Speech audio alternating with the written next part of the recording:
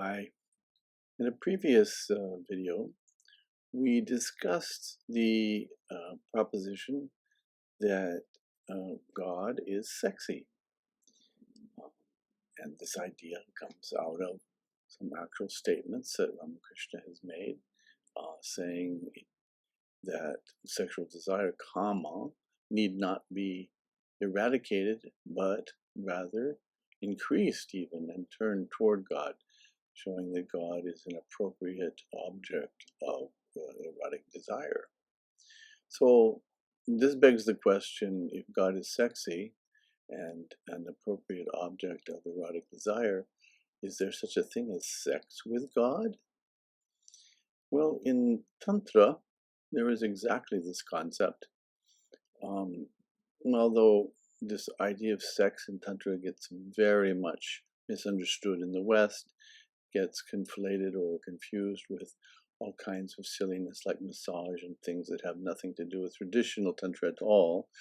But in the Brahmacharya, or the practice of Kulachara Tantra, there is sexual ritual, and the essence of this ritual, as all Kulachara ritual is that one identifies with the deity and then worships the deity as the deity. Devo Bhutva Devam Yajet, as it says. So, if this idea of sex with God offends you in some way, then this path is definitely not for you.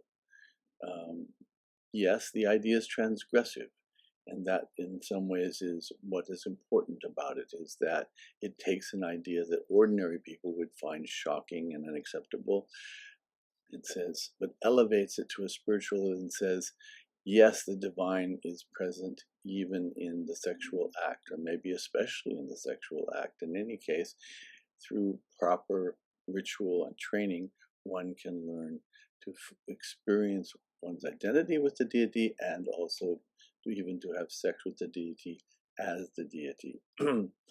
Now, in the original biography of Sri Ramakrishna, which I helped to translate, there's a passage where Ramakrishna says, "You will behold him, Ishwara meaning God, who now remains hidden, not only in bhava, that is, in ecstatic states, but before your very eyes.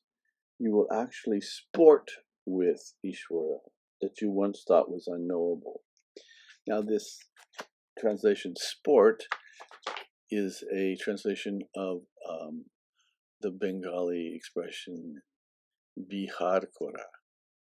And yes, one dictionary meaning is sport, and most translators who have encountered the statement of Ramakrishna, or ones like it, have gone with this translation of sport, which we did also in this translation.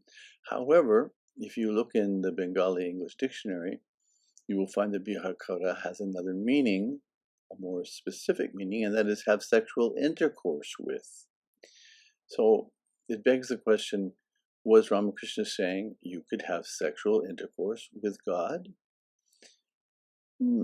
It seems out of character for him in a way, and because we think of him as being a lifelong celibate.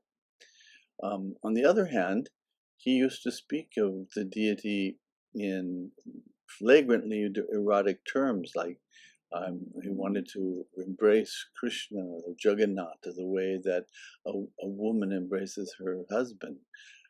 This kinds of statements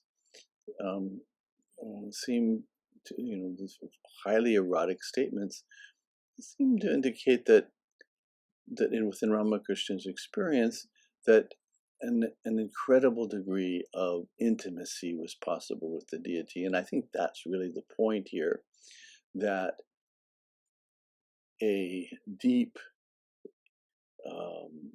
degree of contact, of knowledge, is the goal of mystical spirituality. So, and in Tantra, the tantric ritual, is a training for using the senses to bring us within into an awareness, an immediate awareness of the divine, first of all in ourselves, and then in everything else. So when Ramakrishna says you can sport with God or you can have sexual intercourse with God, I don't think there's any limit there to what the kind of intimacy he's talking about. And within the Kulachara tradition, having sex with the deity as the deity is very much a part of that tradition. Now, we're told that when Ramakrishna went through the trainings of Kulachara with his tantric guru, the Brahmani, that he himself did not engage in sexual intercourse, that his guru had him watch others doing it, and then he went into samadhi, this high spiritual state, watching it. The point being that to see the divine in everything, including in the sensual experience of sex, is the goal of tantric practice, to experience the divine in everything. And Ramakrishna really emphasized that the true spirituality isn't about belief, it isn't about professing and belief in any dogma or doctrines.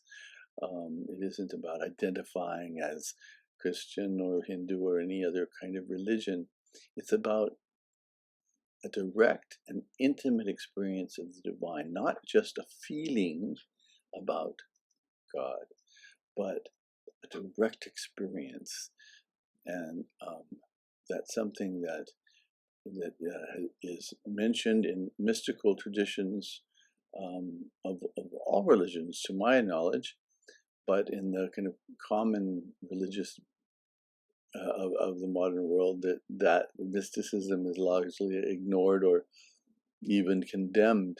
But Ramakrishna is reminding us that the goal of meditation and other spiritual practices is direct experience of the divine or the divine self, and that we should not think that there's any limit to that experience, that we can know and actually know ourselves in essence as one with the deity.